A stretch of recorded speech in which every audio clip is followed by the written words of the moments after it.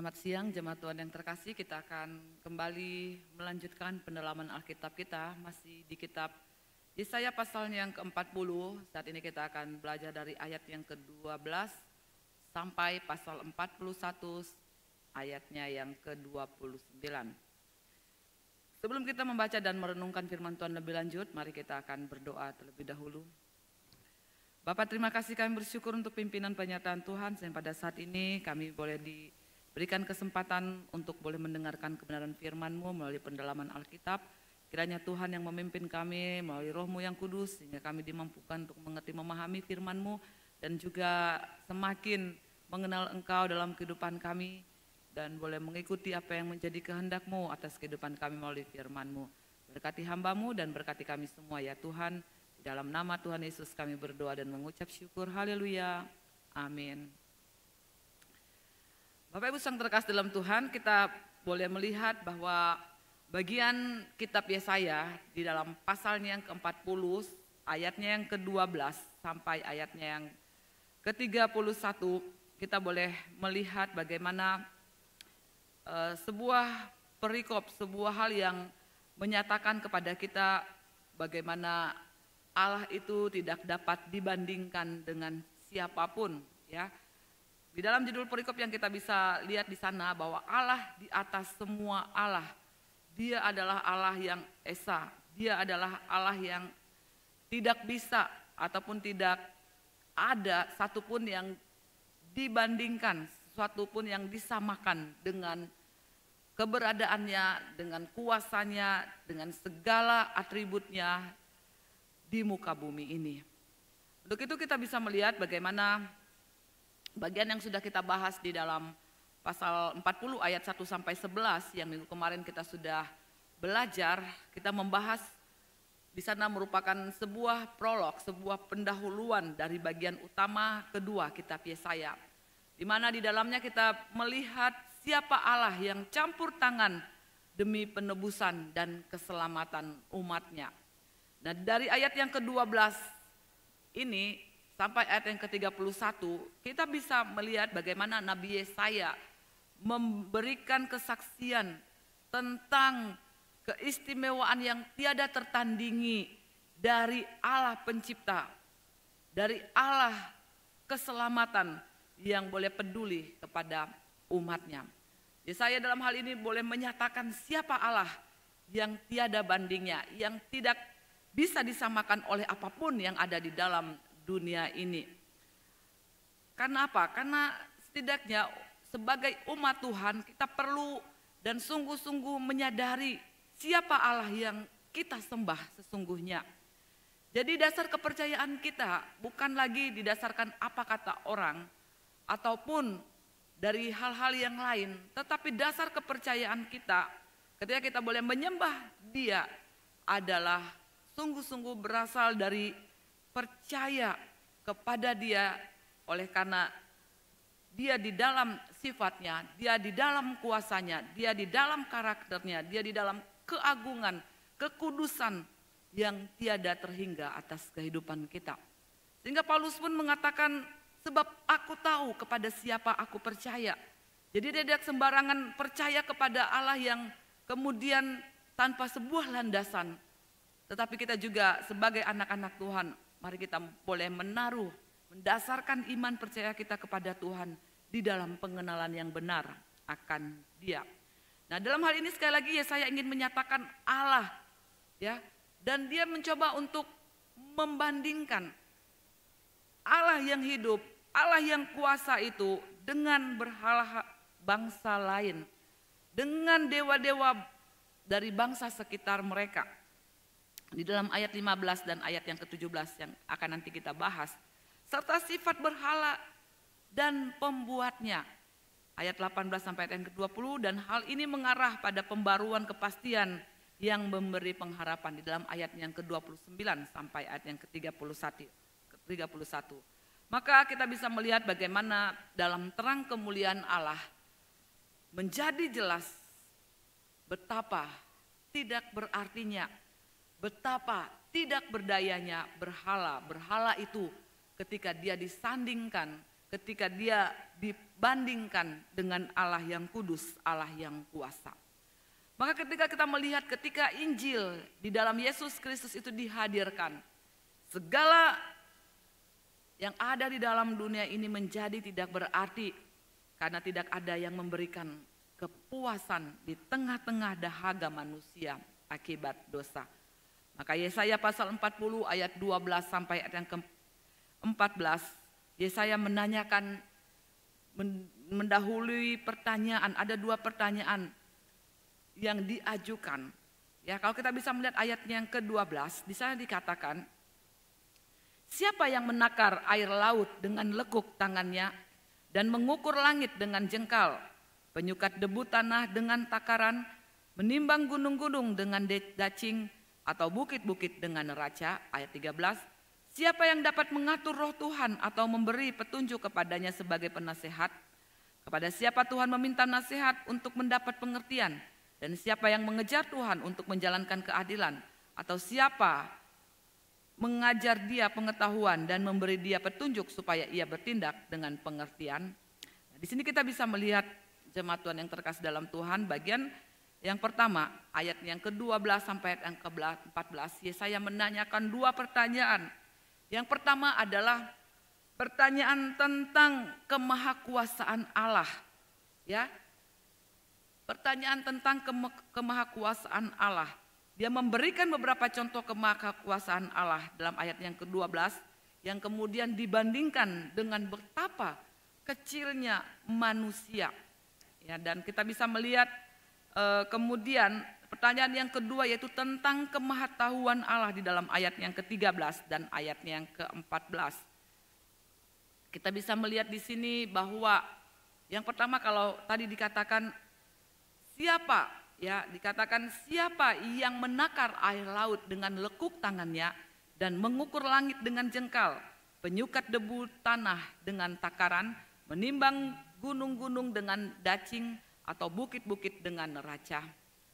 Kita bisa melihat hal yang pertama, apa yang dapat menakar ataupun menampung air laut dalam lekuk tangan manusia, gitu ya. Berapa banyak sih ketika manusia itu mampu menampung di dalam lekuk tangannya? Berapa mililiter yang bisa ditampung? Jika itu dibandingkan dengan Allah yang mampu mengukur dengan lekuk tangannya, dikatakan semua lautan dan wilayah perairan lainnya. Ini sebuah perbandingan ya yang dinyatakan oleh Nabi Yesaya untuk menyatakan betapa besar, betapa kuasa, betapa luar biasanya Allah itu tidak bisa dibandingkan dengan apapun yang ada dalam dunia ini. Dan yang kedua kita lihat di sana, apa yang dapat diukur manusia dengan jengkalnya. Satu jengkal itu adalah jarak antara ibu jari dan kelingking. Kurang lebih 20 cm jaraknya. Namun dikatakan ya, hanya sedemikian manusia dapat istilahnya itu mengukur. Yang dapat diukur oleh manusia dengan jengkalnya. Namun kita bisa melihat bagaimana Nabi Yesaya kemudian memberikan perbandingan dengan Allah yang dapat menandai seluruh hamparan alam semesta ini. Dan yang ketiga dikatakan, apa isi dari ukuran manusia? Berapa liter? Namun kita bisa melihat ukuran Allah dikatakan seluruh debu tanah akan hilang. Ya, sesuatu hal yang luar biasa, sesuatu hal yang mustahil bagi manusia untuk lakukan. Tetapi bagi Allah itu tidak ada yang mustahil. Dan yang keempat dikatakan berapa berat manusia pada timbangan? Berapa kilogram? Namun Allah dikatakan mampu menentukan berat gunung dan bukit sehingga dikatakan itu mengatur seluruh keseimbangan bumi. Jemaat Tuhan, kita bisa melihat bagaimana ini menyatakan kemahakuasaan Allah itu sungguh luar biasa besarnya. Tiada tertandingi, jauh lebih tinggi dari segala yang ada. Bahkan manusia sekalipun yang kekuatannya dikatakan sama sekali tidak berarti dan lenyap ketika dia berhadapan dengan Allah yang kuasa. Maka pertanyaannya adalah, manusia yang bahkan tidak mampu mengukur air sebagai ciptaan, dapatkah kemudian dia mencoba untuk mengukur Sang Pencipta? Maka di dalam ayat yang ke-13 dan ayat yang ke-14, ini boleh menyatakan, kalau tadi ayat yang ke-12 sampai ayat yang ke-12 itu menyatakan bagaimana kemahakuasaan Allah. Dan di dalam ayat yang ke-13 dan ayat yang ke-14 ini boleh menyatakan bagaimana pengetahuan Allah itu melampaui pengetahuan manusia. Ayat yang ke-13 dikatakan, siapa yang dapat mengatur roh Tuhan atau memberi petunjuk kepadanya sebagai penasehat.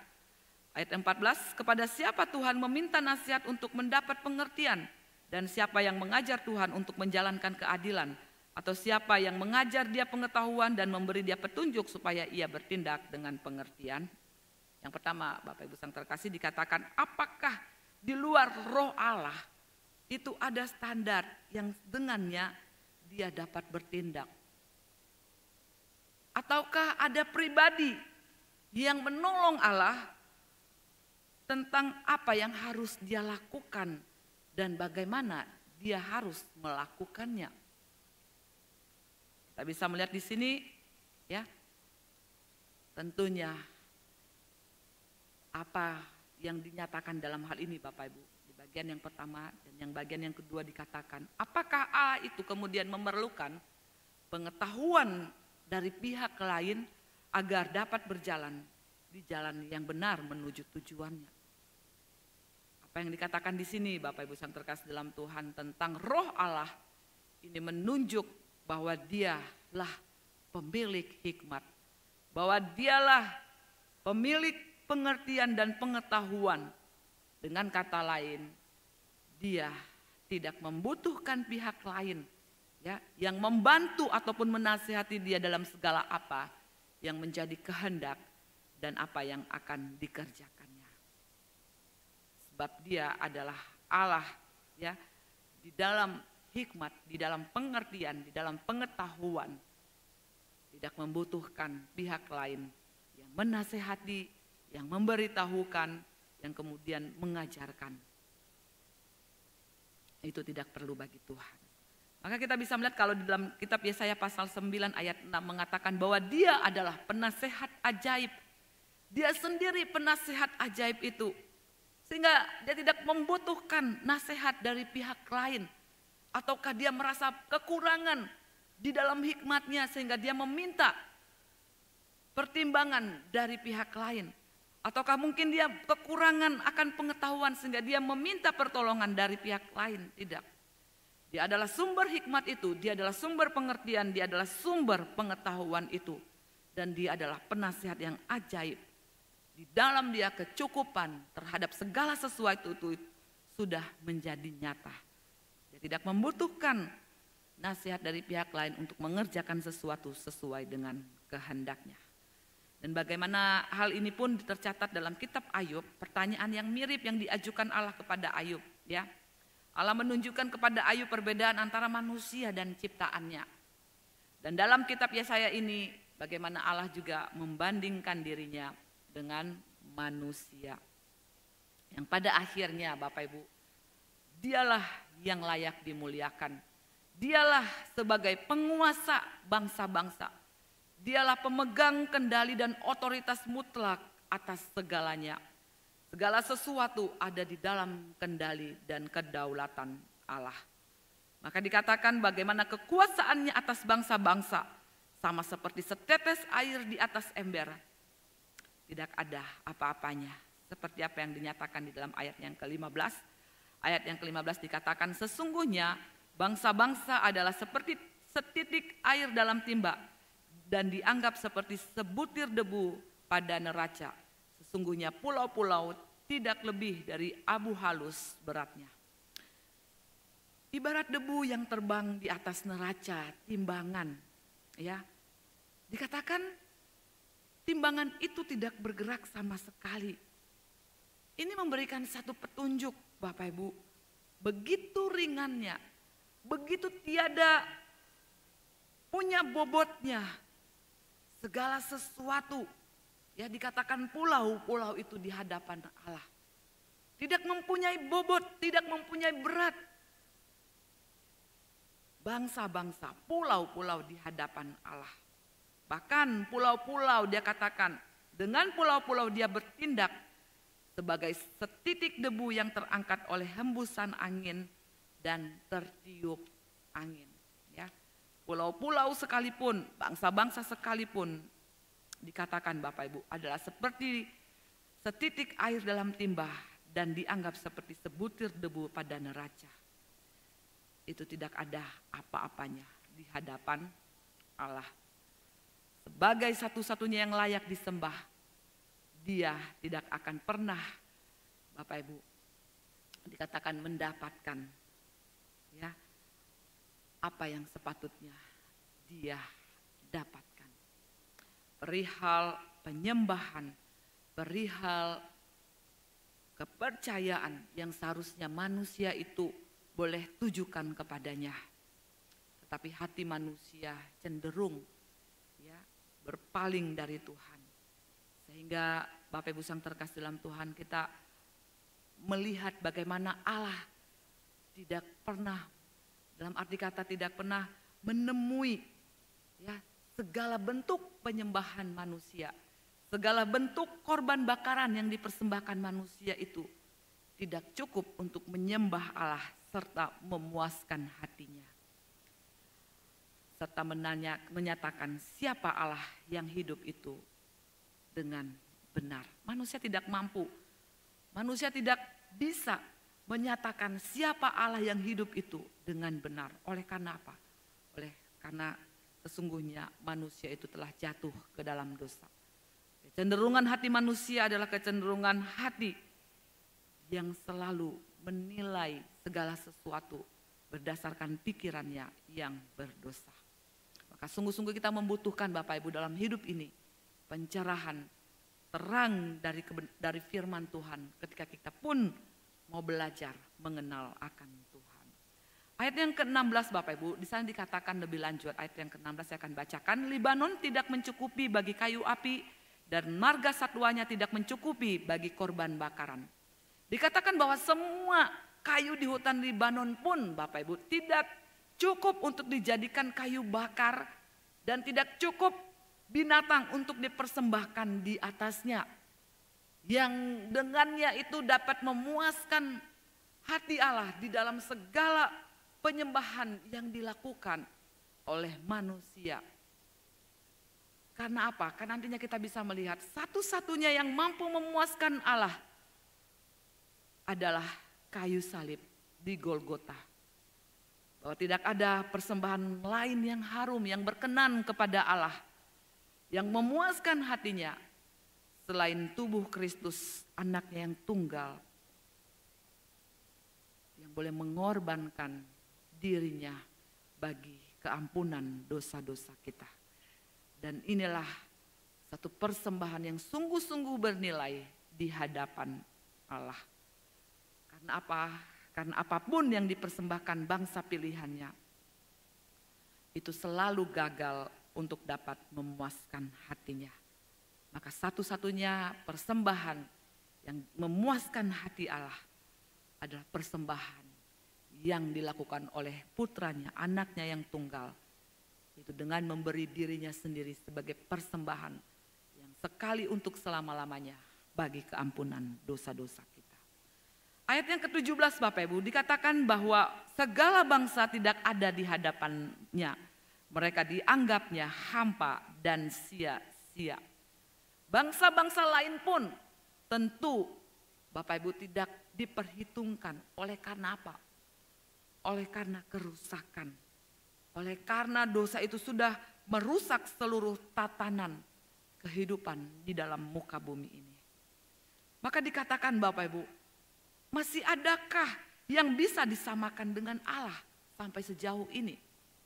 Adakah yang bisa disandingkan dengan Allah? Karena ayat yang ke-18 mengatakan, jadi dengan siapa hendak kamu samakan Allah? Dan apa yang dapat kamu anggap serupa dengan Dia? Memberikan kepada kita satu kesadaran bahwa Sang Pencipta itu tidak bisa disamakan dengan ciptaannya. Kita melihat keagungan Allah, kekuasaan Allah yang dilukiskan di dalam bagian ini.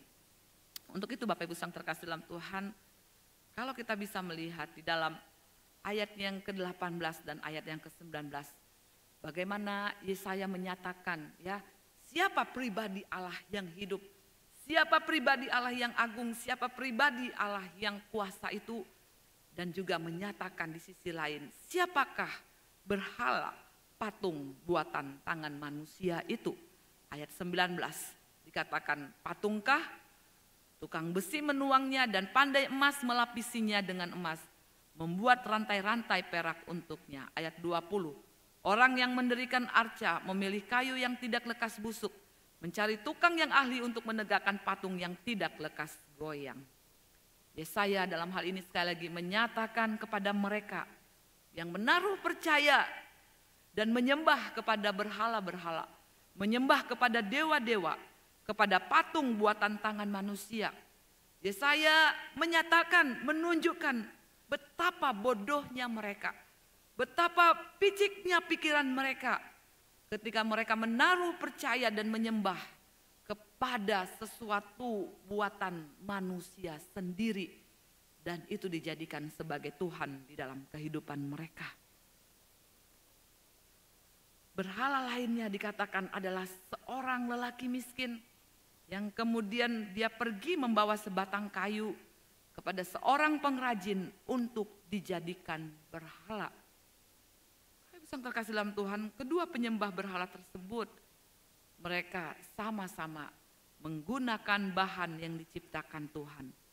Dan kedua berhala tersebut, bukankah itu dibuat oleh orang-orang ya yang diciptakan oleh Allah? Bukankah Allah, Bapak Ibu Sang terkasih dalam Tuhan, adalah pencipta atas segala sesuatu, termasuk manusia di dalamnya. Sehingga tidak ada satupun Alkitab mencatat yang mampu, yang dapat disamakan, yang dapat disejajarkan, yang dapat dibandingkan dengan Allah. Karena apa? Karena merupakan satu kebodohan ketika manusia mengira mereka bisa menciptakan Allah, ya, dan kemudian membandingkan Allah ciptaan mereka, Allah buatan tangan mereka sendiri dengan Allah yang hidup, Allah penguasa atas segala yang ada ini. Maka kita bisa melihat Bapak Ibu Sang terkasih dalam Tuhan, ayat yang ke-21. Di sini menyatakan bahwa Allah yang kita sembah, Allah yang hidup, Allah yang kita percaya adalah Allah yang mulia. Kita membaca di dalam ayatnya yang ke-21, Bapak Ibu, saya akan bacakan bagi kita semua. Di sana dikatakan, tidakkah kamu tahu, tidakkah kamu dengar, tidakkah diberitahukan kepadamu dari mulanya, tidakkah kamu mengerti dari sejak dasar bumi diletakkan? Bapak Ibu Sang terkasih dalam Tuhan, di sini Yesaya menanyakan 4 pertanyaan. Ini bukan hanya tentang melihat, tetapi juga tentang mendengar. Di mana pendengaran dihubungkan tentunya lewat firman Tuhan yang diucapkan melalui mulut Allah sendiri. Hal ini tentunya kontras Bapak Ibu di dalam ayat yang ke-19 dan ayat yang ke-20 yang membahas tentang melihat berhala, ya, dan menjadikan itu sebagai Allah bagi kehidupan mereka. Jadi saya mengajukan pertanyaan-pertanyaannya dalam urutan yang disebut kiastik, ya, dalam kalau kita mendengar ada kata kiasmus, yang mana urutan pertama dan terakhir itu saling berkaitan, seperti halnya 2 urutan di tengah, ya, urutan di awal dan urutan yang terakhir juga itu adalah saling berkaitan. Urutan ini direpresentasikan sebagai, kalau kita melihat, ya, A, B, B, A. Kalau kita bisa melihat yang pertama A itu adalah tahu. Tidakkah kamu tahu? Ya, Dan bagian yang ke B dikatakan, tidakkah kamu dengar? Yang C dikatakan, tidakkah diberitahukan kepadamu dari mulanya? Dan bagian yang ke D dikatakan, tidakkah kamu mengerti dari sejak bumi diletakkan? Bapak Ibu, kita akan melihat ya apa yang menjadi urutannya. Dikatakan di dalam bagian A, mereka tidak mengetahui ya, dari penciptaan dan mengakui bahwa Tuhan telah meletakkan dasar bumi, bahwa Ia menciptakan segala sesuatu. Karena hal ini nanti akan dinyatakan lebih lanjut di dalam ayat yang ke-22 sampai ayat yang ke-26. Ya. Bagaimana kemudian kita bisa melihat Bapak Ibu di dalam B dikatakan ya, bisa dikatakan akan dicabut pengetahuannya tentang kehendaknya melalui firman yang disampaikan. Ya. Bisa dikatakan, tidakkah kamu mendengar ya sesuatu Bapak Ibu, sesuatu hal yang sudah diperdengarkan kepada mereka, namun itu tidak diindahkan. Dan kemudian melalui deklarasi ya, juga bagian B Bapak Ibu ya, bagian B di deklarasi dikatakan di sana, tidakkah diberitahukan kepada kamu dari mulanya? Dan kemudian kembali ke A, karena apa? Karena pemahaman mereka yang kabur sehingga mereka tidak mengetahui A. Kemudian di ayatnya yang A tidak kamu tahu, itu adalah kaitan di dalam tidakkah kamu mengerti. Sedangkan di tengah-tengahnya tidakkah kamu mendengar, itu dikaitkan dengan tidakkah diberitahukan kepadamu. Bapak Ibu yang terkasih dalam Tuhan, keajaiban alam sesungguhnya membuat kita ini kagum terhadap Sang Pencipta kita. Tetapi tidak demikian ya dengan orang-orang yang hatinya itu tidak terpaut kepada Allah. Bapak Ibu yang terkasih dalam Tuhan, kita melihat di sini dalam ayat yang ke-22 sampai ayat yang ke-24. Yesaya berbicara di sana tentang kekuasaan. Dia berbicara tentang otoritas Allah di alam semesta dan segala isinya ya. Ayat yang ke-22 di sana dikatakan, Dia yang bertakhta di atas bulatan bumi, yang penduduknya seperti belalang, Dia yang membentangkan langit seperti kain dan memangsanya seperti kemah kediaman. Ayat yang ke-23, Dia yang membuat pembesar-pembesar menjadi tidak ada dan yang menjadikan hakim-hakim dunia sia-sia saja. Baru saja mereka ditanam, baru saja mereka ditaburkan, baru saja cangkok mereka berakar di dalam tanah, sudah juga Ia meniup mereka sehingga mereka kering dan diterbangkan oleh badai seperti jerami. Bapak Ibu yang terkasih dalam Tuhan, kita melihat satu kebenaran di sini. Bagaimana surga bagi Allah ya bagaikan dikatakan tirai yang direntangkannya dan bagaikan tenda yang dibentangkannya agar ada yang dapat tinggal di dalamnya. Dan mereka yang tinggal di bumi baginya dikatakan apa Bapak Ibu? Itu seperti belalang. Kalau kita memperhatikan di dalam Bilangan pasal 13 ayat yang ke-33. Nah, dan juga yang paling berkuasa bagi manusia, bagi Allah itu adalah tidak berarti. Manusia Bapak Ibu di dalam dunia ini dengan angkuhnya merasa bahwa keberhasilan, merasa bahwa kesuksesan, merasa bahwa pencapaian serta kekuasaan yang diperolehnya itu semata-mata oleh usahanya sendiri tanpa menyadari bahwa ada Allah yang sanggup dalam sekejap Bapak Ibu mengakhiri apa yang menjadi kebanggaan manusia. Kalau kita bisa dalam Yesaya pasal 11 ayat 4 ataupun 2 Tesalonika pasal 2 ayat yang ke-8. Kebanggaan manusia itu tidak ada artinya. Segera akan layu dan kemudian tidak tampak lagi. Manusia bisa berada di titik kesuksesannya. Dengan kesombongannya, dengan keangkuhannya Allah dapat ya membuat ataupun mengakhiri apa yang menjadi kebanggaan manusia. Ada beberapa hal Bapak Ibu, hal yang kita bisa melihat ya di dalam waktu semalam. Ya, mereka-mereka yang memiliki kekuatan di dalam kekayaan mereka. Mereka menjadi orang yang tidak punya apa-apa sama sekali. Itu di dalam hitungan jam. Bapak Ibu yang terkasih dalam Tuhan, ini menyadarkan kepada kita di mana kita tidak bisa mengandalkan kekuatan kita ataupun kita merasa angkuh, merasa sombong dengan segala apa yang sudah kita capai. Karena sesungguhnya Allah dapat saja Bapak Ibu mengakhiri apa yang menjadi kebanggaan kita.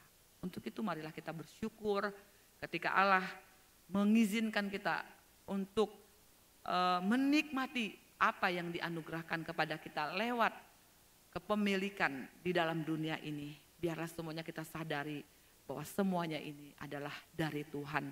Dan Tuhan punya tujuan terhadap apa yang dipercayakannya kepada kita. Bapak Ibu yang terkasih dalam Tuhan, kita melihat juga ya ketika di dalam ayat yang ke-18 Yesaya pun tadi bertanya, siapa yang dapat disamakan dengan Allah? Jawabannya adalah bahwa Allah tidak dapat disamakan dengan apapun. Maka kalau kita bisa melihat dalam ayat yang ke-25, di sini Allah sendiri berbicara sebagai yang maha kudus dan menanyakan pertanyaan yang sama. Dan kemudian Allah sendirilah yang memberikan jawaban terhadap pertanyaannya. Mengatakan bahwa dia tidak dapat disamakan dengan siapapun. Ayat yang ke-25 dikatakan, dengan siapa hendak kamu samakan aku, seakan-akan aku seperti dia, firman Allah yang maha kudus. Bapak Ibu yang terkasih dalam Tuhan, ini berbicara tentang kekudusannya yang esensial dan mutlak. Dan untuk ketiga kalinya nanti di dalam ayat yang ke-26, bagaimana umat Allah itu diingatkan akan kuasa Allah sebagai pencipta yang tiada tara. Ayat yang ke-26 dikatakan demikian Bapak Ibu. Arahkanlah matamu ke langit dan lihatlah siapa yang menciptakan semua bintang dan menyuruh segenap tentara mereka keluar sambil memanggil nama mereka sekalian. Satu pun tiada yang tak hadir oleh sebab ia maha kuasa dan maha kuat. Bapak Ibu yang terkasih dalam Tuhan, sebelumnya Allah sebagai pencipta telah ditunjukkan Bapak Ibu kepada mereka dalam ayat yang ke-12 dan menyatakan siapakah ciptaan itu dalam ayat 21 dan ayat yang ke-22 yang sudah kita bahas tadi. Maka di dalam ayat yang ke-26 Bapak Ibu, umat Allah diminta untuk apa? Untuk melihat ke atas, melihat kepada benda-benda langit yang tiada terhitung jumlahnya, yang dalam banyak kepercayaan Bapak Ibu, benda-benda langit yang adalah ciptaan Allah kemudian disembah sebagai dewa. Ya. Tapi Tuhan mengatakan Bapak Ibu, benda-benda langit itu ditempatkan pada orbitnya masing-masing. Sehingga kita melihat bahwa satu dengan yang lainnya itu tidak bertabrakan. Ya. Mereka berjalan sesuai dengan arahnya. Satu dengan yang lain. Karena apa? Kita melihat bahwa ada yang mengatur. Kalau melihat jagat raya ini Bapak Ibu, bagaimana seluruh jagat raya alam semesta ini dapat bergerak tanpa bertabrakan satu dengan yang lainnya. Kita bisa melihat bahwa Allah lah yang mengatur semuanya itu. Bahwa mereka bisa bergerak di bawah perintah Allah. Nah kita bisa melihat kalau kita baca di dalam Kolose pasal 1 ayat 16 dan ayat yang ke-17. Di sana dikatakan bahwa Yesus Kristus itulah sebagai pusat pemelihara. Bahwa dialah yang menopang segala sesuatu itu dengan firman-Nya. Hanya Allah yang maha kuasa yang sanggup melakukan hal itu. Mustahil bagi manusia. Sehebat apapun manusia Bapak Ibu, tidak mampu disamakan dengan Allah pencipta itu. Kita bisa melihat di dalam ayat yang ke-27 sampai ayat yang ke-31. Ini berbicara tentang Allah yang kekal, yang memberikan kekuatan kepada mereka yang lelah. Ketika kita melihat Bapak Ibu satu kebenaran yang dinyatakan kepada kita, ya, tentang kemahakuasaan, tentang keagungan, tentang kedaulatan, tentang otoritas, tentang keperkasaan dan seluruh yang ada pada diri Allah itu. Dia adalah Allah yang begitu agung di dalam ciptaannya. Dikatakan Bapak Ibu, ketika Allah yang maha kuasa itu sudah melakukan sedemikian rupa, mengatur alam semesta ini dengan sedemikian rupa, tidakkah dia mampu untuk menolong mereka yang membutuhkan? Tidakkah dia peduli kepada setiap umatnya yang menjerit, memohon pertolongan kepadanya? Sehingga Bapak Ibu, kebenaran ini menyatakan kepada kita, mengapa kita menjadi khawatir? Kenapa kita menjadi takut terhadap penguasa di bumi? Jika kebenarannya Allah lah yang memelihara kehidupan setiap kita. Mengapa kita menjadi tawar hati menghadapi berbagai macam pergumulan dalam dunia ini? Ketika kita menyadari kebenarannya bahwa Dia adalah pemilik atas kehidupan kita. Mengapa kita tidak menjadi percaya kepada Dia? Ketika kita berada di tengah-tengah pergumulan hidup yang berat, seolah-olah kita tidak berdaya, ataupun seolah-olah Allah itu adalah Allah yang tidak peduli atas kehidupan setiap kita. Karena kebenarannya Bapak Ibu yang terkasih dalam Tuhan, ayat yang ke-27 ini boleh menolong setiap kita Bapak Ibu. Ya. Ini adalah sebuah perkataan penghiburan bagi sisa Israel, di mana mereka menceritakan pengalaman mereka yang mengalami kesusahan besar di dalam pembuangan itu. Ayat yang ke-27 saya akan bacakan. Mengapakah engkau berkata demikian hai Yakub, dan berkata begini hai Israel? Hidupku tersembunyi dari Tuhan dan hakku tidak diperhatikan Allahku. Bapak Ibu, terkadang kita melihat dan menyadari sesungguhnya ya penderitaan yang dialami oleh umat Tuhan, bahkan penderitaan yang kita alami pun Bapak Ibu di zaman sekarang ini, kadang membuat kita merasa tersembunyi dari Allah. Dalam kata lain, kita merasa diabaikan, kita merasa dilupakan oleh Tuhan, kita merasa tidak dipedulikan oleh Allah di tengah-tengah penderitaan yang kita alami. Kita bisa melihat sisa orang yang percaya, mereka yang pulang dari pembuangan itu, pertama-tama disebut sebagai Yakub, dan dikatakan Bapak Ibu kemudian sebagai Israel. Apa maksudnya dalam hal ini? Maksudnya adalah untuk mengingatkan mereka akan asal usul mereka sebagai umat pilihan Allah, ya, akan pertemuan nenek moyang mereka dengan Allah di Peniel. Nah, pertemuan inilah Bapak Ibu, perjumpaan inilah yang mengubah kemudian hidup Yakub. Di sana dia menjadi ya pemegang hak tinggi, dan kemudian namanya diubah menjadi Israel, yang berarti pejuang Allah. Bapak Ibu yang terkasih dalam Tuhan, pertolongan Allah dinyatakan kepada setiap kita ketika kita sungguh-sungguh menyadari ketidakberdayaan kita.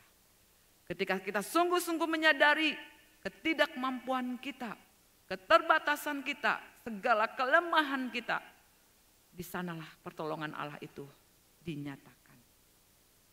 Maka penderitaan yang dialami oleh umat Tuhan, sisa dari mereka yang keluar dari pembuangan, itu membuat mereka merasa Bapak Ibu, itu tersembunyi dari Allah.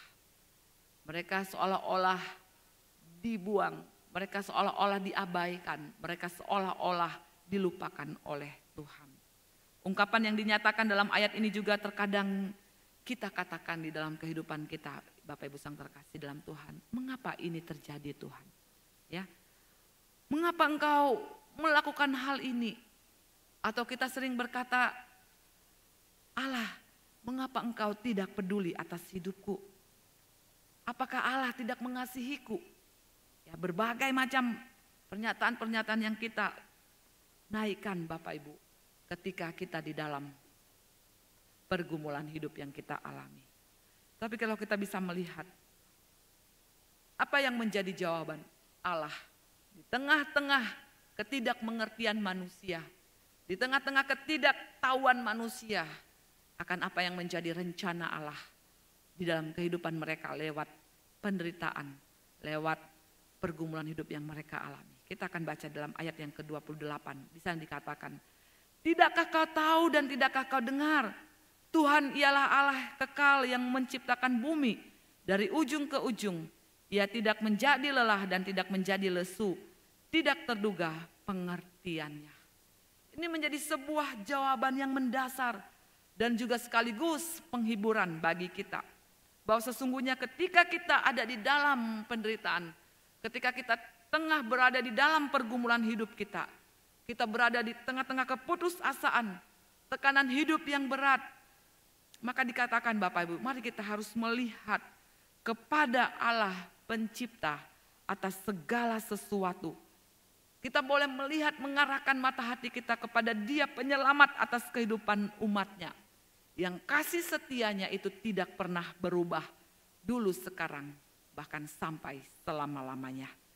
Karena dengan kuasa yang sama Bapak Ibu, yang Dia gunakan untuk menciptakan alam semesta, kuasa yang sama itu pula lah yang sanggup menolong kita, di mana Dia tidak pernah lesu, Dia tidak pernah lelah di dalam menolong, menyatakan kasih-Nya kepada setiap kita. Hikmat, pengetahuan, dan pengertiannya tidak pernah dapat dipahami oleh manusia yang terbatas.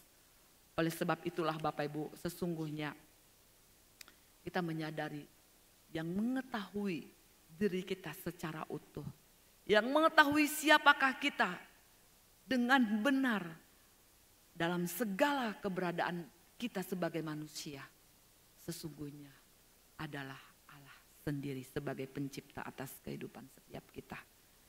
Dia yang tidak hanya mengetahui segala pergumulan kita Bapak Ibu. Dia yang tidak hanya mengetahui segala duka, segala tetesan air mata, segala pergumulan hidup yang kita alami, baik itu yang datang dari dalam diri kita maupun dari luar diri kita. Alkitab menyatakan semuanya itu berada di bawah kendalinya. Dengan kata lain, tidak ada sesuatu yang terjadi atas kehidupan kita tanpa sepengetahuan Allah. Dia yang menentukan dengan hikmat-Nya waktu, pembebasan kita, bahkan melampaui apa yang kita pikirkan. Itu yang Dia sediakan dan Dia berikan atas kehidupan setiap kita. Dia memberikan kita kekuatan di tengah-tengah kelemahan. Dia memberikan penghiburan di tengah-tengah kesusahan. Dia memberikan sukacita di tengah-tengah duka cita yang kita alami. Ayat yang ke-29 di sana dikatakan, Dia yang memberi kekuatan kepada yang lelah dan menambah semangat kepada yang tiada berdaya. Bapak Ibu yang terkasih dalam Tuhan, kebenarannya ketika kita menyadari akan hal ini, yang harus kita lakukan sesungguhnya Bapak Ibu, ketika kita menyadari ketidakmampuan, kelemahan, segala keterbatasan kita, mari kita boleh membuka hati untuk menerima kekuatan yang daripada Tuhan. Selagi kita merasa diri kita kuat, selagi kita merasa diri kita mampu Bapak Ibu, kita tidak akan pernah mengalami kekuatan yang daripada Allah yang menopang kita di dalam menjalani kehidupan di dalam dunia ini. Karena sejatinya Dia Allah yang selalu siap memberikan pertolongan ketika kita di dalam pencobaan, yang tujuannya agar kita sungguh-sungguh menyadari Bapak Ibu keterbatasan kita, dan hidup kita adalah kehidupan yang mau terus-menerus bergantung dan berharap kepadanya. Sehingga kita tidak menjadi putus asa dan kecewa, bahkan dikatakan Bapak Ibu, orang muda yang merasa diri kuat sekalipun tidak dapat mengandalkan kekuatannya sendiri. Ayat yang ke-30 di sana dikatakan, orang-orang muda menjadi lelah dan lesu, dan teruna-teruna jatuh tersandung. Manusia sekuat apapun dia, Seberkuasa apapun dia di muka bumi ini Bapak Ibu, dia tetaplah manusia di dalam keterbatasannya. Dia tetaplah manusia yang punya kelemahan.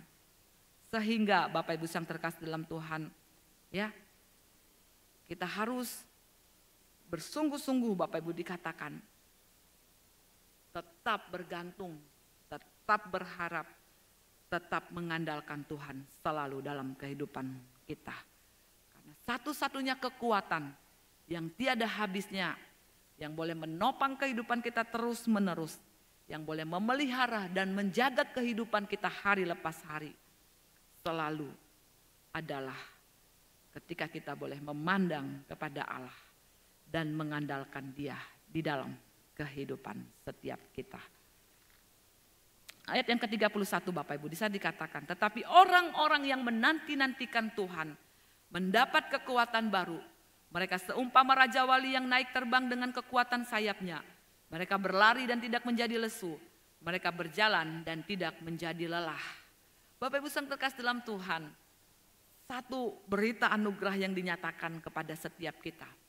Menantikan Allah dalam hal ini Bapak Ibu bukan hanya soal kesabaran, ya, tapi ini berbicara tentang sebuah kepercayaan, tentang sebuah pengharapan akan kesudahannya, ya, bahwa di dalam Allah segala apa yang kita lakukan itu tidaklah menjadi sia-sia. Di dalam Allah apa yang kita sedang kerjakan saat ini, ketika kita sedang berproses dalam segala sesuatunya Bapak Ibu, dikatakan orang yang menanti-nantikan Tuhan itu boleh tetap teguh di dalam menjalani kehidupan ini. Ya, itulah yang menjadikan kita kuat Bapak Ibu di tengah-tengah pergumulan hidup. Maka Mazmur 84 ayat 6 dan ayat yang ke-8 mengatakan bahwa berjalan bersama dengan Tuhan akan membuat kita semakin kuat. Semakin kuat. Untuk itu mari kita terus mengandalkan Tuhan dan menantikan Allah selalu dalam kehidupan setiap kita. Karena hanya dengan terus mengandalkan Tuhan, hanya dengan terus berada pada Allah sumber kuasa, berada pada sumber hikmat, pengetahuan dan pengertian itu, kita dimampukan untuk mengatasi, ya, masa-masa gelap yang kita hadapi Bapak Ibu. Dan kemudian kita akan melihat sinar kemuliaan Allah yang tiada taranya atas kehidupan setiap kita. Maka dikatakan mereka seumpama burung Raja Wali, ya, seumpama Raja Wali yang naik terbang dengan kekuatan sayapnya. Mereka berlari dan tidak menjadi lesu, mereka berjalan dan tidak menjadi lelah. Bapak Ibu yang terkasih dalam Tuhan, ciri dari burung Raja Wali, ya, kita melihat yang pertama bagaimana bulunya itu selalu diperbaharui secara berkala, ya. Bulu burung Raja Wali ini Bapak Ibu selalu diperbaharui secara berkala. Ya, ada kalanya burung Raja Wali ini akan bulu-bulunya itu akan habis. Akan tercabut dari tubuhnya dan akan digantikan dengan bulu-bulu yang baru. Ini adalah gambaran betapa indahnya memperoleh kekuatan baru dari mereka yang menantikan Tuhan. Dunia mungkin mengatakan Bapak Ibu, ya, di tengah-tengah pergumulan yang kita hadapi, di tengah-tengah masa-masa gelap yang kita hadapi, wah, mereka mungkin akan mengata-ngatai tentang kita bahwa kita adalah orang yang tiada harapan. Tetapi sesungguhnya dikatakan orang-orang yang mengandalkan Tuhan, orang-orang yang menantikan Tuhan akan memperoleh kekuatan baru. Ciri berikutnya dari Raja Wali dikatakan adalah kita melihat burung Raja Wali itu terkenal dengan kecepatan, dengan ketepatan di dalam memangsa mangsanya, dan juga dikatakan Bapak Ibu penciumannya yang tajam, matanya yang tajam dan fokus terhadap sesuatu. Ya, maka ini adalah sebuah gambaran. Dikatakan juga Bapak Ibu, ya, adalah sebuah gambaran bagaimana kita itu dapat, ya, dengan bijaksana menjalani kehidupan ini di dalam jalan-jalannya Tuhan. Kita melihat sebuah kecepatan, ketepatan, dan juga mata yang boleh tertuju kepada apa yang menjadi tujuannya Allah. Oleh karena itu dikatakan ia naik ke atas, bukan hanya kita itu dapat mengatasi kesulitan-kesulitan kita Bapak Ibu, tetapi agar kita cepat dikatakan boleh memperoleh hikmat, memperoleh pengertian dan pengetahuan apa yang menjadi kehendak Allah dengan pandangan yang tajam dan fokus hanya kepada Tuhan melalui iman. Sehingga dikatakan kita berlari tetapi tidak menjadi lesu, kita berjalan tetapi tidak menjadi lelah. Oleh karena apa? Oleh karena kekuatan Allah saja yang menopang kita. Bapak Ibu, sejatinya orang yang berjalan terus berjalan akan menjadi lesu. Orang yang berlari dan terus berlari akan menjadi lelah. Tetapi tidak demikian dengan orang-orang yang selalu mengandalkan Tuhan, yang akan terus menjadi kuat, yang akan terus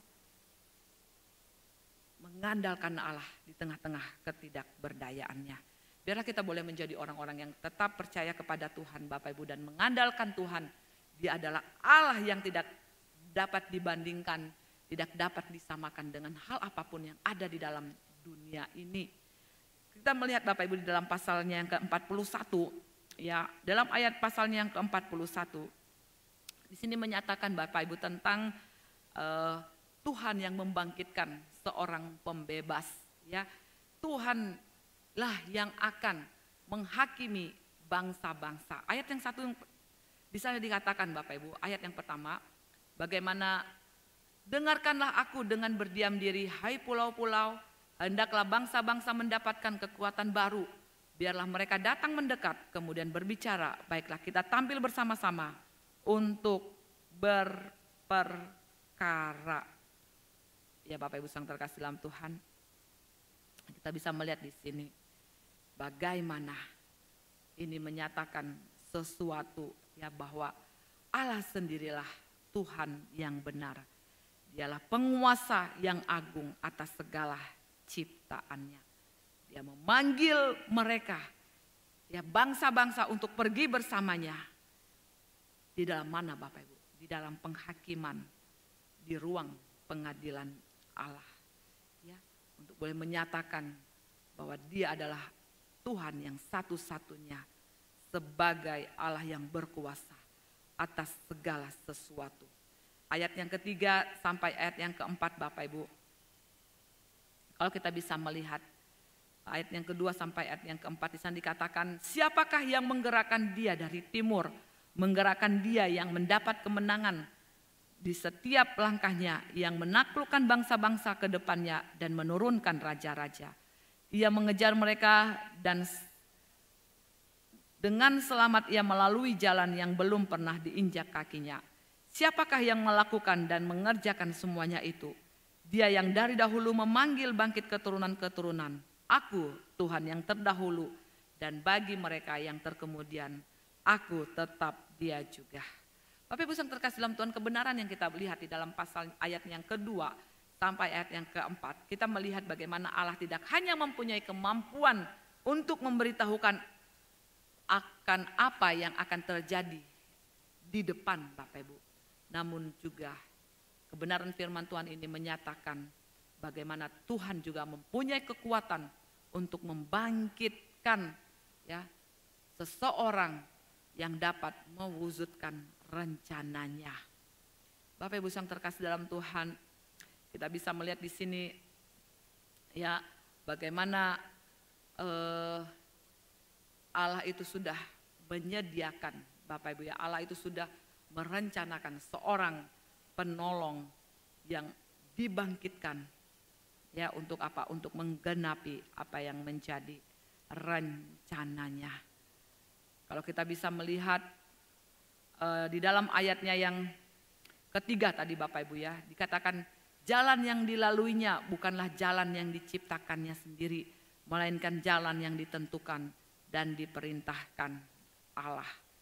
Ya, di sini kita bisa melihat Allah bisa memakai, ya, bangsa-bangsa ataupun orang-orang Bapak Ibu, ya, dengan maksud dan tujuan yang sudah ditetapkannya. Dan kita bisa melihat bagaimana semuanya itu boleh mengarahkan kepada kita untuk kita boleh tahu bahwa setiap keberhasilan dan hal apapun Bapak Ibu yang menjadi kemenangan itu adalah berasal dari Allah sendiri. Dan kemudian kalau kita membaca dalam ayat yang keempat tadi, ayat yang keempat, siapakah yang melakukan dan mengerjakan semuanya itu? Dia yang dari dahulu memanggil bangkit keturunan-keturunan, aku Tuhan yang terdahulu, dan bagi mereka yang terkemudian, aku tetap Dia juga. Ya, ayat yang keempat ini menyatakan bagaimana Allah sendiri yang memberikan jawabannya. Allah sendiri yang berdiri di titik awal dan memberi kemenangan kepada Sirus. Kalau kita bisa melihat di dalam hal ini ya Bapak Ibu ya. Allah adalah Allah yang pertama, artinya Allah ada sebelum sejarah, segala sejarah, dan sebelum segala sesuatu itu berada di bawah otoritasnya. Dia juga yang akan mengakhiri segala sesuatu yang ditentukan olehnya. Dari awal hingga akhir, Allah adalah Allah yang sama dan bertindak sesuai dengan kehendaknya. Ya, jadi Dia adalah Alfa dan Omega, yang awal dan yang akhir.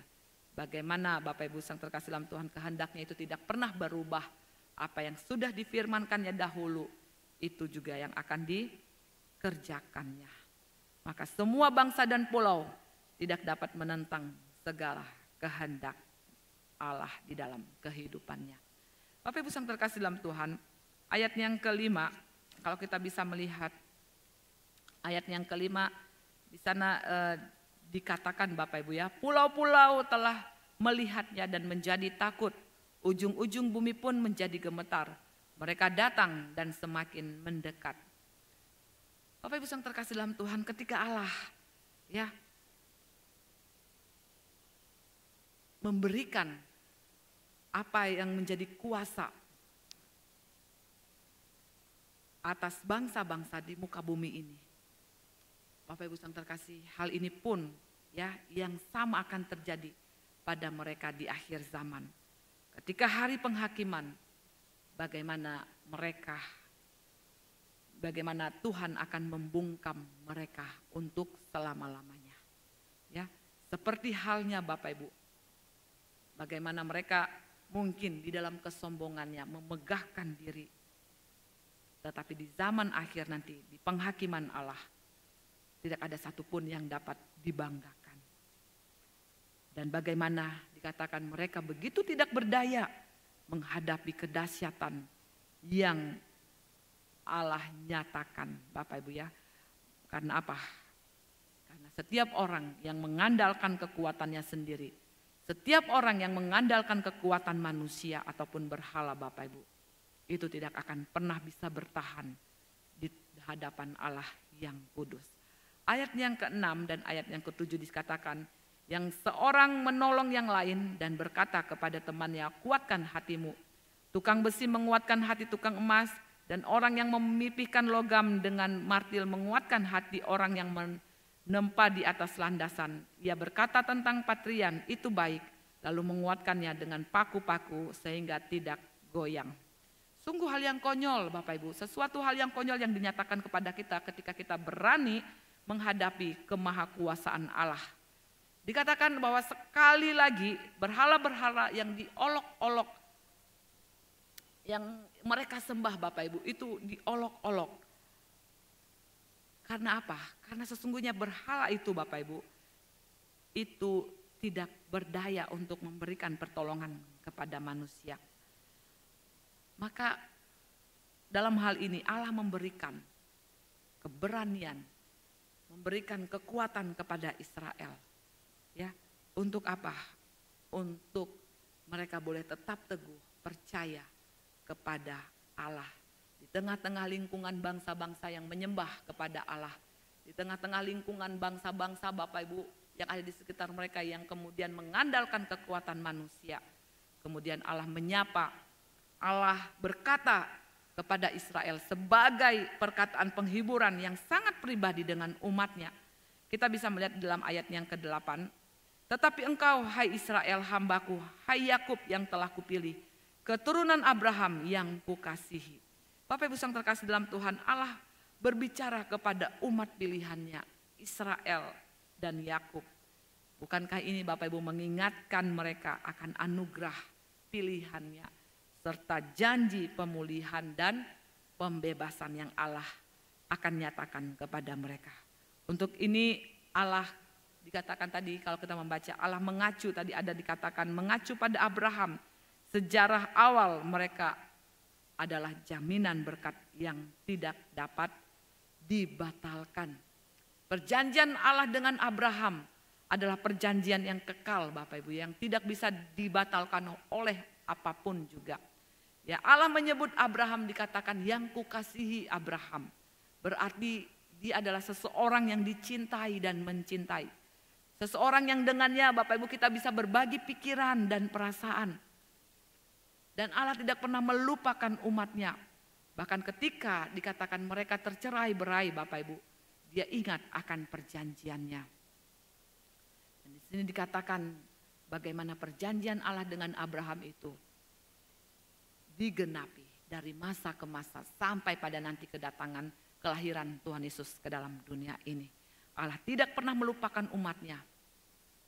Bahkan ketika mereka tercerai-berai dan membawa mereka kembali agar mereka dekat dengannya. Ayat 9 dikatakan, engkau telah diambil dari ujung-ujung bumi dan telah kupanggil dari penjuru-penjurunya. Aku berkata kepadamu, engkau hambaku, aku telah memilih engkau dan tidak menolak engkau. Bapak Ibu, satu kerinduan Allah, keinginan Allah ketika dia membawa umatnya kembali, dia ingin umatnya itu menjadi hambanya, yaitu satu umat yang akan mengabdi, yang akan percaya, yang akan menyembah kepadanya.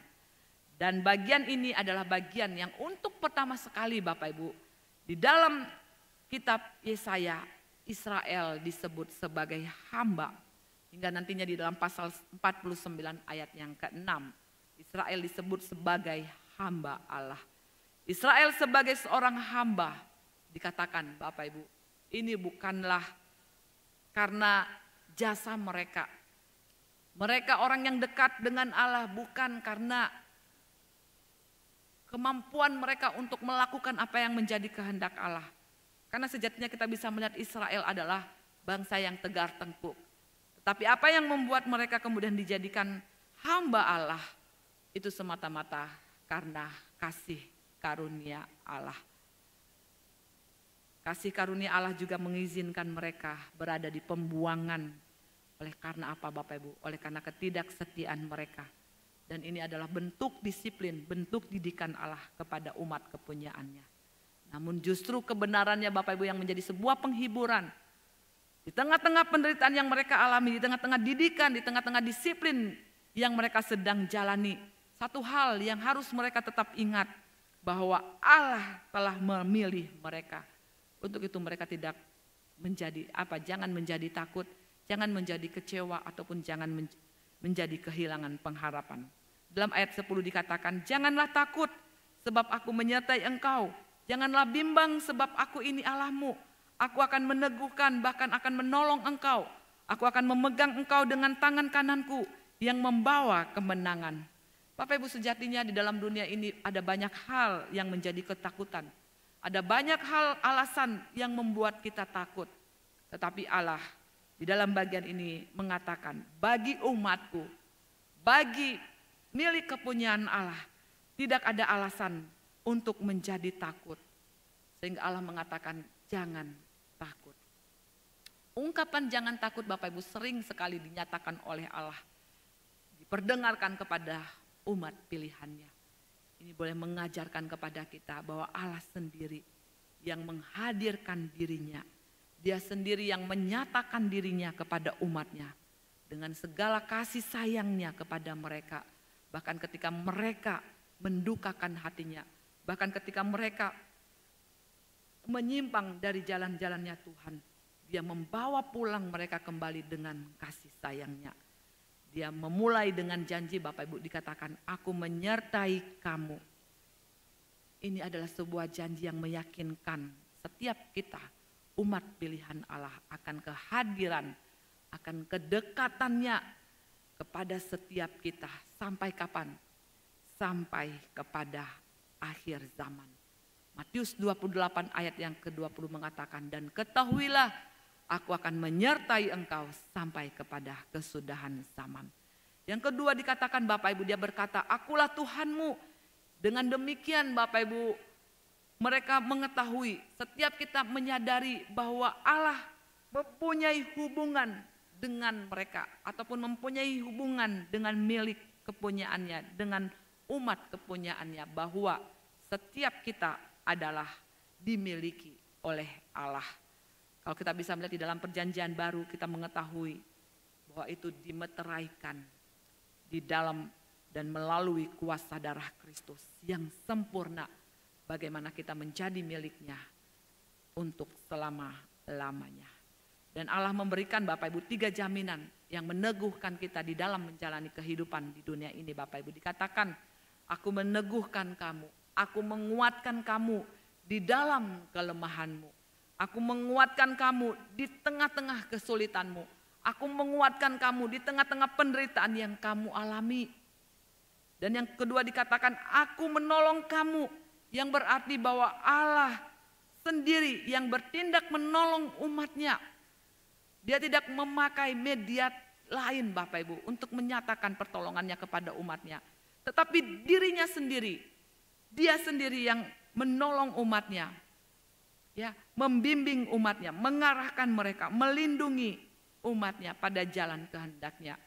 Bahkan kita bisa melihat karya terbesar Allah di atas kayu salib, di atas Golgota, bagaimana Allah sendiri melalui Tuhan kita Yesus Kristus yang datang menjadi jalan pendamaian atas segala dosa-dosa kita. Dan yang ketiga dikatakan, aku akan menopang kamu dengan tangan kananku yang membawa kemenangan. Ini menunjuk Bapak Ibu, bagaimana Allah akan menolong Israel. Allah akan menolong setiap kita.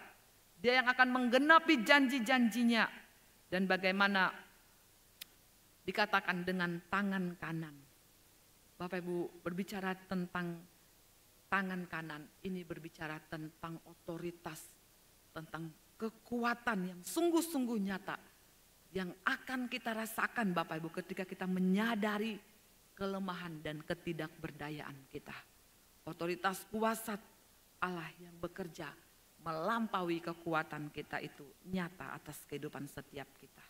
Untuk itu Bapak Ibu yang terkasih dalam Tuhan, maka dengan kekuatan yang Allah berikan kepada umatnya, kekuatan yang Allah berikan kepada Israel, itulah yang memungkinkan Israel itu mengalahkan musuh-musuhnya. Israel sebagai umat Allah tentunya Bapak Ibu, mereka mempunyai musuh yang banyak dan musuh yang kuat. Penganiayaan dan pertentangan akan semakin meningkat dan intens di zaman akhir ini. Maka janji-janji penghiburan ini Bapak Ibu tidak salah diperdengarkan kepada mereka.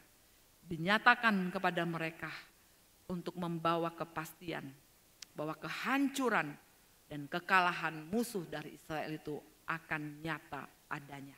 Ayat 11 dan ayat yang ke-12 bisa dikatakan Bapak Ibu, sesungguhnya semua orang yang bangkit amarahnya terhadap engkau akan mendapat malu dan kena noda. Orang-orang yang membantah engkau akan seperti tidak ada dan akan binasa. Engkau akan mencari orang-orang yang berkelahi dengan engkau, tetapi tidak akan menemui mereka. Orang-orang yang berperang melawan engkau akan seperti tidak ada dan hampa. Bapak Ibu yang terkasih dalam Tuhan, kita menemukan ada 4 deskripsi yang dinyatakan mengenai musuh. Ya, apa yang akan terjadi kepada mereka. 2 diantaranya diungkapkan melalui kata-kata ayat yang ke-11 Bapak Ibu. Dan 2 lagi di dalam perbuatan, tadi ayat yang ke-12 kita sudah baca.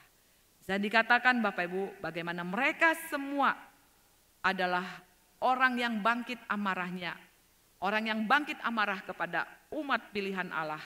Dikatakan panasnya perlawanan musuh. Namun di tengah-tengah itu Bapak Ibu, mereka yaitu musuh akan mendapat malu. Dikatakan juga mereka adalah orang-orang yang menantang kamu. Ya, tetapi firman Tuhan mengatakan jangan takut karena mereka akan dikalahkan. Dikatakan mereka yang bertengkar dengan kamu, mereka yang berperang denganmu. Hal ini menunjukkan Bapak Ibu sebuah perjuangan aktif mereka melawan umat Tuhan sampai sekarang ini pun masih terjadi ya Bapak Ibu ya, pertentangan. Kita bisa melihat bagaimana gereja-gereja itu dilarang untuk didirikan, dipersulit perizinannya. Bagaimana gereja menghadapi berbagai macam tantangan di zaman akhir ini. Namun Alkitab mengatakan Bapak Ibu, bagaimana mereka hanyalah manusia biasa di hadapan Allah. Sebab mereka dikatakan akan binasa dan tidak ditemukan lagi. Sekali lagi Bapak Ibu yang terkasih, Tuhan ya mengarahkan pandangan umatnya bukan kepada musuh yang ada di depan mereka. Baiklah ketika mereka berhadapan dengan masalah, berhadapan dengan musuh-musuh mereka.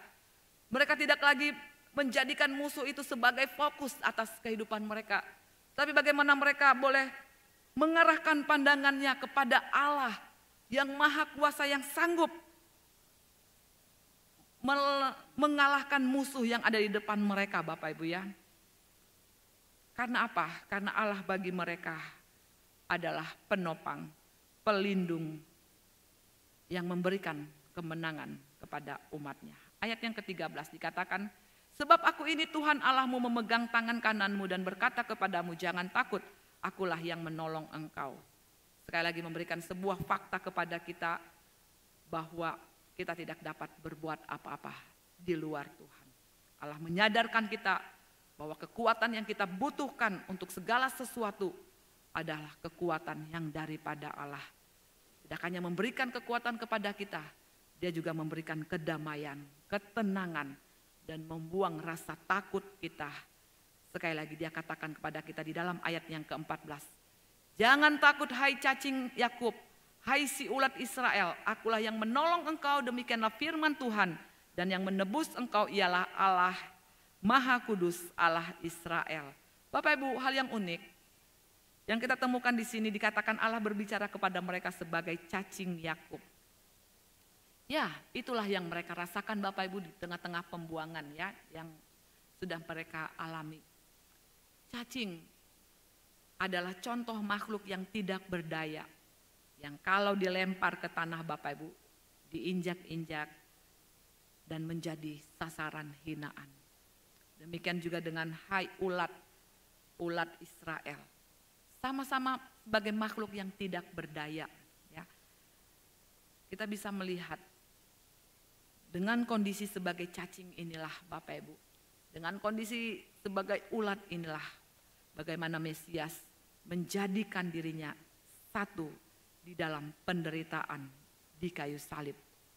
Dia diinjak-injak, dia dihina sedemikian rupanya.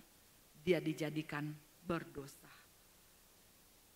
Allah merendahkan umatnya Bapak Ibu ketika mereka di dalam pembuangan yang tujuannya untuk meninggikan Dia. Demikian halnya juga dengan Kristus. Bagaimana Dia sudah mengambil tempat serendah-rendahnya dan juga bagaimana Dia dimuliakan di tempat yang tertinggi. Bapak Ibu yang terkasih dalam Tuhan, Allah berkata bahwa Dia akan menolong setiap umatnya.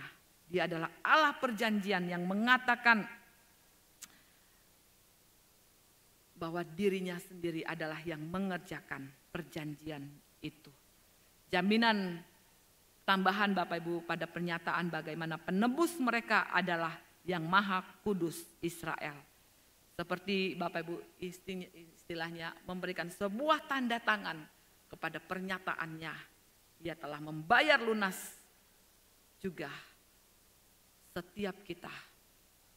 Ya, sistem penebusan Bapak Ibu yang kita sudah lihat di dalam perjanjian lama, ya prinsip penebusan yang kita dalam perjanjian lama, penebus sejati bagi kita umatnya adalah Yesus Kristus yang telah membayar lunas tebusan keselamatan ketika Dia berseru sudah selesai. Bapak Ibu yang terkasih dalam Tuhan, ayat yang ke-15 dan ayat yang ke-16 kita akan baca. Di sana dikatakan, sesungguhnya aku membuat engkau menjadi papan pengirik yang tajam dan baru dengan gigi dua jajar. Engkau akan mengirik gunung-gunung dan menghancurkannya, dan bukit-bukit pun akan kau buat seperti sekam. Engkau akan menampi mereka, lalu angin akan menerbangkan mereka dan badai akan menyerahkan mereka, tetapi engkau akan bersorak-sorak di dalam Tuhan dan bermegah di dalam Yang Maha Kudus Israel. Bapak Ibu yang terkasih dalam Tuhan, memberikan sebuah gambaran secara gamblang bagaimana umatnya dipakai Allah untuk mengalahkan musuhnya. Bagaikan pengirik dikatakan Bapak Ibu yang baru dan tajam, mereka akan menghancurkan musuh-musuhnya yang angkuh. Seperti sekam kemudian mereka ditiupkan angin.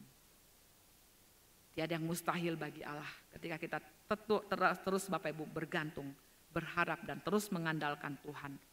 Tuhanlah yang akan berdiri, menghancurkan, mengalahkan musuh-musuh umatnya. Apa yang terjadi dengan umat Tuhan dikatakan umat Allah akan bersuka cita karena Tuhan penyelamat umatnya. Di dalam ayat yang ke-17 dan ayat yang ke-18 Bapak Ibu, ini adalah janji berkat yang Tuhan nyatakan. Bagaimana Tuhan mengetahui masa depan umatnya. Dia yang memberi pertolongan kepada umatnya di tengah-tengah kesengsaraan. Ayat 17 dan ayat yang ke-18 saya akan bacakan. Orang-orang sengsara dan orang-orang miskin sedang mencari air, tetapi tidak ada. Lidah mereka kering kehausan, tetapi aku Tuhan akan menjawab mereka. Dan sebagai Allah orang Israel, aku tidak akan meninggalkan mereka. Ayat 18, aku akan membuat sungai-sungai memancar di atas bukit-bukit yang gundul dan membuat mata-mata air membual di tengah daratan. Aku akan membuat padang gurun menjadi telaga dan memancarkan air dari tanah kering. Bapak Ibu, rasa haus di sini dikatakan adalah gambaran dari kerinduan akan Allah. Allah mengetahui di tempat pembuangan mereka sungguh-sungguh tidak bisa melakukan ibadahnya dengan leluasa. Panggilan untuk beribadah itu selalu datang dari Tuhan Bapak Ibu. Tidak hanya mereka yang datang dari Babel, namun kepada semua umatnya. Allah berjanji bagaimana Dia tidak pernah meninggalkan mereka. Dia akan menyegarkan mereka secara berlimpah dengan air kehidupan. Ya, seperti halnya ketika Dia memberikan air, mata air, membuka mata air di tengah padang gurun kepada bangsa Israel. Dia memuaskan dahaga mereka. Bapak Ibu yang terkasih dalam Tuhan, sedemikian Allah memberikan jaminan pemeliharaan atas kehidupan setiap kita umatnya. Adalah kita boleh tetap percaya dan terus mengandalkan Dia. Ayat yang ke-19 sampai ayat yang ke-20 Bapak Ibu bisa dikatakan, aku akan menanam pohon aras di padang gurun, pohon penaga, pohon murad dan pohon minyak. Aku akan menumbuhkan pohon sanobar di padang belantara dan pohon berangan serta pohon cemara di sampingnya. Ayat yang ke-20, supaya semua orang melihat dan mengetahui, memperhatikan dan memahami bahwa tangan Tuhan yang membuat semuanya ini dan Yang Maha Kudus Israel yang menciptakannya. Bapak Ibu, ini merupakan sebuah kiasan berbagai pemeliharaan Allah, penyediaan kesegaran dan kenyamanan bagi umatnya pada masa yang akan datang dan juga pada masa di mana mereka boleh mengalami Allah di tengah-tengah segala macam pergumulan hidup yang mereka alami. Dikatakan 7 jenis pohon yang dikatakan akan berubah menjadi surga yang mulia, di mana semua pohon-pohon yang dinyatakan tadi Bapak Ibu ya, ini memiliki aroma yang menyenangkan. Bukankah ini adalah sebuah gambaran akan kenikmatan yang terus-menerus atas apa? Atas persekutuan yang dikerjakan oleh Roh. Dan yang seharusnya Bapak Ibu ketika kita seharusnya terjadi adalah ketika kita boleh merenungkan firman Tuhan dan memikirkan tindakan Allah terhadap kita. Betapa Bapak Ibu kita boleh terkagum, betapa kita boleh bersyukur kepada Allah penyelamat atas kehidupan setiap kita. Maka kita bisa melihat dalam ayat yang ke-21 sampai ayat yang ke-24. Di mana Allah dalam hal ini menantang berhala. Di manakah kekuatanmu? Di manakah kuasamu? Di hadapan Allah yang hidup itu. Ayat yang ke-21 sampai ayat yang ke-24 Bapak Ibu ya. Saya akan membacakan bagi kita semua.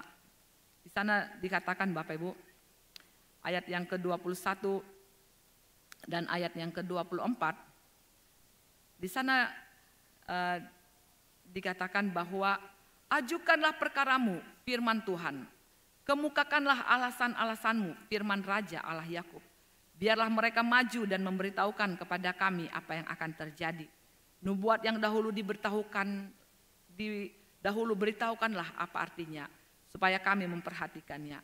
Atau hal-hal yang akan datang, kabarkanlah kepada kami, supaya kami mengetahui kesudahannya. Beritahukanlah hal-hal yang akan datang, kemudian supaya kami mengetahui bahwa kamu ini sungguh Allah.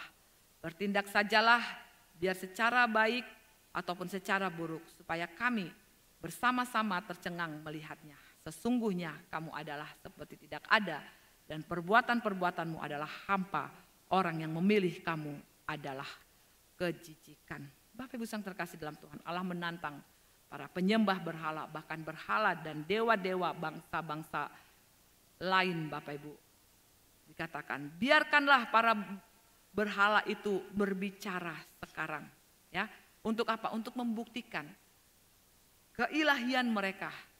Tentu saja Bapak Ibu, itu tidaklah mungkin bisa terjadi, dan tidaklah mungkin para berhala ataupun patung-patung buatan tangan manusia itu dapat melakukannya. Oleh karena itu Bapak Ibu, kita bisa melihat bagaimana Allah menyatakan apa yang terjadi kepada mereka, baik kepada penyembah-penyembahnya di masa yang akan datang. Allah seolah-olah mengatakan, kalau engkau benar-benar Allah, lakukanlah. Tetapi sesungguhnya Bapak Ibu, Allah buatan tangan manusia dalam bentuk berhala, dalam bentuk patung-patung itu tidak mampu menyelamatkan umatnya. Maka di dalam ayat yang terakhir kita melihat bagaimana Allah menyatakan apa yang terjadi kepada mereka penyembah-penyembah berhala. Ayat yang ke-25 sampai ayat yang ke-29 saya akan bacakan bagi kita semua. Aku telah menggerakkan seorang dari utara dan ia telah datang. Dari sebelah matahari terbit aku telah memanggil dia dengan namanya. Seperti tukang periuk menginjak-injak tanah liat, demikian dia menginjak-injak penguasa-penguasa seperti lumpur. Siapakah yang memberitahukannya dari mulanya sehingga kami mengetahuinya, dan dari dahulu sehingga kami mengatakan benarlah dia. Sungguh tidak ada seorang yang memberitahukannya, tidak ada orang yang mengabarkannya, tidak ada orang yang mendengar sepatah kata pun daripadamu. Sebagai yang pertama aku memberitahukannya kepada Sion, dan aku memberikan orang yang membawa kabar baik kepada Yerusalem. Apabila aku melihat berkeliling, maka tidak ada seorang pun, dan di antara semua mereka tidak ada yang dapat memberi petunjuk atau yang dapat memberi jawab kalau aku menanyakan mereka. Ayat 29 yang terakhir, sesungguhnya sekaliannya mereka seperti tidak ada. Perbuatan-perbuatan mereka hampa, patung-patung tuangan mereka angin dan kesia-siaan. Bapak Ibu yang terkasih dalam Tuhan, di bagian yang terakhir ini Tuhan menyatakan hal-hal yang akan datang, menegaskan bahwa kekuasaan, bahwa wewenang itu, otoritas itu hanya dimiliki oleh Allah Israel, oleh Allah yang hidup. Di dalam segala hal-hal yang lain Bapak Ibu dikatakan dia telah membangunkannya dari utara dan dia telah datang dengan cara ini. Tuhan boleh kembali ya Bapak Ibu ya, untuk melanjutkan apa yang menjadi rencananya, apa yang menjadi rancangannya bagi keselamatan umat pilihannya. Tidak ada Bapak Ibu yang terkasih dalam Tuhan, dikatakan tidak ada yang pernah mendengarkan dari mereka. Mereka belum mengekspresikan diri mereka. Tidak ada jawaban terhadap apa yang Tuhan nyatakan. Karena apa? Karena sesungguhnya dewa-dewa ataupun ilah-ilah lain itu tidak berdaya. Maka Bapak Ibu yang terkasih dalam Tuhan, kita melihat janji berkat bahwa Allah lah sendiri Bapak Ibu yang berjanji memberikan kabar baik kepada para utusan Yerusalem. Ya, kita bisa melihat di sini bagaimana Dia adalah Allah yang boleh menyatakan kekuatan kuasanya untuk menaklukkan musuh-musuhnya. Bahkan musuh yang paling besar sekalipun Bapak Ibu itu sudah dikalahkan di atas Kalvari. Biarlah kita boleh menjadi umat-umat pemenang Bapak Ibu yang boleh terus mengandalkan Tuhan di dalam setiap pergumulan hidup yang kita alami. Kemenangan telah dikerjakan, telah dilakukan oleh Tuhan. Kemenangan itu boleh menjadi bagian setiap kita, milik kepunyaannya. Ketika kita boleh tetap bersandar kepada Dia satu-satunya Allah yang hidup, Allah yang benar di dalam diri Tuhan kita, Yesus Kristus. Yang lainnya akan segera musnah Bapak Ibu, yang lain akan segera lenyap. Tetapi yang tetap ada untuk selama-lamanya adalah Allah di dalam diri Tuhan kita, Yesus Kristus. Amin. Mari kita berdoa. Terima kasih Tuhan, betapa kami tidak bersyukur melihat akan keberadaan Allah yang kuasa, Allah yang berotoritas, Allah yang berdaulat atas segala sesuatunya, yang boleh mengajarkan kami Tuhan melihat kepada diri kami dalam segala keterbatasan, kelemahan dan ketidakmampuan kami untuk menjalani hidup ini dengan kekuatan kami sendiri. Untuk itu kami mau terus berjalan bersama dengan Tuhan, karena kemenangan demi kemenangan kami raih ketika kami ada berjalan bersama dengan Engkau ya Tuhan. Kuatkan dan teguhkan kami selalu, hiburkan dan berikan kepada kami hikmat, ketenangan di dalam menjalani kehidupan di dunia ini. Di dalam nama Yesus kami berdoa dan mengucap syukur. Amin.